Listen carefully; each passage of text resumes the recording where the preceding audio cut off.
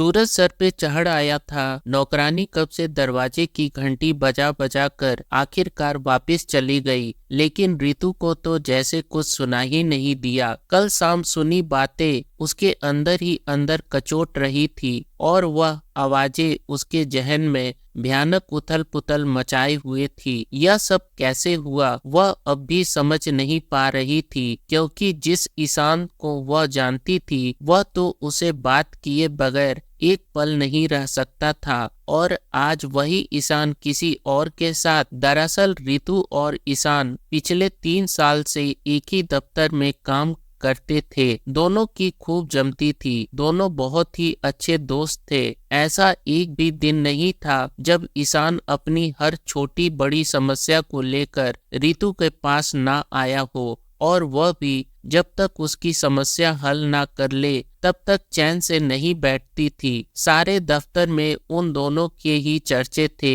रितु की आंखों में ईशान के लिए ढेर सारा प्यार और फिक्र साफ देखी जा सकती थी, मगर उसने कभी अपने जज्बात ईशान पर जाहिर नहीं होने दिए। शायद यही उसकी सबसे बड़ी भूल थी, क्योंकि 3 महीने पहले ही उनके दफ्तर में आई सुहानी, जो देखने में काफी सुंदर और आकर्षक थी, ना जाने कब उसकी जगह ले ली। रितु को पता ही नहीं चला। वह तो हमेशा की तरह ईशान की खुशियों में खुशी और उसकी परेशानी में परेशान हो जाती थी। उसे ईशान में आई तब्दीली का एहसास भी नहीं हुआ, क्योंकि वह प्यार में थी। आज रितु का जन्मदिन था, इसलिए वह कल शाम खास तौर पर ईशान को अपने जन्मदिन का न्योता बिना बताए उसके फ्लैट पर जा रही थी। इससे पहले भी वह कई बार ईशान के यहाँ गई थी, लेकिन इतनी प्रसन्न और उत्साहित पहले कभी नहीं थी, क्योंकि बस कुछ ही देर में वह ईशान से अपने दिल की बात कहने वाली थी। अपने ही ख्यालों में डूबी वह कब अपनी मंजिल तक पहुंच गई पता ही नहीं चला। वह मुस्कुराती हुई आहिस्ता से ईशान के कमरे की ओर बढ़ ही रही थी कि अचानक उसके कमरे से अध खुले दरवाजे से बाहर आती आवाज को सुनकर वहीं रुक सी गई। उसने कभी सोचा भी नहीं था कि उसके 3 साल के साथ पर यह 3 महीने इस कदर भारी होंगे, क्योंकि वह आवाज सुहानी और ईशान की थी।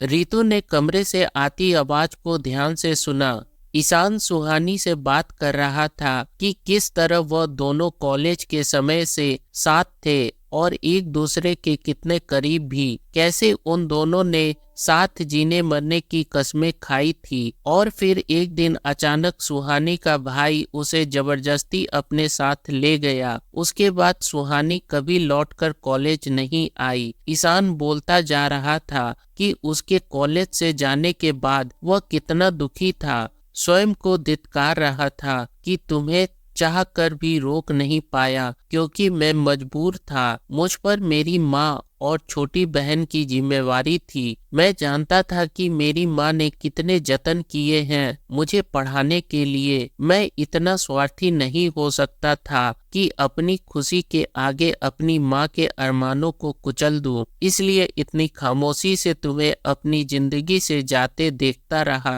कहते कहते ईशान का गला भर गया। सुहानी की सिसकियां भी मैं साफ साफ सुन पा रही थी। फिर सुहानी बोली, भैया ने कॉलेज से ले जाकर मेरी पढ़ाई बंद करवाने का फैसला सुनाया और घर में मेरी शादी की बात होने लगी। लेकिन मैंने कहा कि मेरी पढ़ाई का आखिरी साल है, मुझे इम्तिहान देने दीजिए। कुछ देर सोचकर सब राजी हो गए। मैंने अपने पेपर दिए, बिना कॉलेज आए। रिजल्ट आने के बाद मुझे एक बहुत अच्छी नौकरी का बुलावा आया। मैंने किसी तरह घर वालों को मना लिया, और जब ट्रांसफर हुआ तो समय एक बार फिर तुम्हारे सामने ले आया। कहते कहते सुहानी रोने लगी। रितु बाहर खड़ी सब सुन रही थी। उसके कानों में जैसे किसी ने पिघलता शीशा उड़ेल दिया था। अचानक अंदर से आती एक फोन की घंटी से उसकी नींद टूटी और वह तेजी से वापस अपने घर की ओर पलट गई। यह सब कुछ बीती शाम हुआ था। रितु रात भर सो नहीं पाई थी और अब जबकि एक नई सुबह हुई तो स्वयं को समेटकर उठी और कुछ सोच दफ्तर जाने की तैयारी में लग गई। दफ्तर का दरवाजा खोलते ही जन्मदिन की बधाइयों के साथ तालियां गूंज उठी। रितु ने देखा सबसे आगे ईशान उसकी पसंद के फूलों का गुलदस्ता लिए मुस्कुरा रहा है। थोड़ी दूर पर बाकी के स्टाफों के बीच खड़ी सुहानी भी तालियों के साथ उसे विश कर रही है। रितु मुस्कुराकर ईशान की तरफ बढ़ी और खिलखिलाकर बोली, कंजूस, मेरे लिए कोई गिफ्ट नहीं लाए? ईशान भी हंसते हुए बोला, कहो क्या चाहिए? रितु ने मुस्कुराकर सभी को शाम को अपने घर में निमंत्रण किया। शाम को जब सभी रितु के यहाँ पहुंचे तो इतना सुंदर इंतजाम देखकर सभी चकित रह गए। केक काटने के बाद ईशान ने रितु की तरफ गिफ्ट बढ़ाते हुए लहजे में पूछा,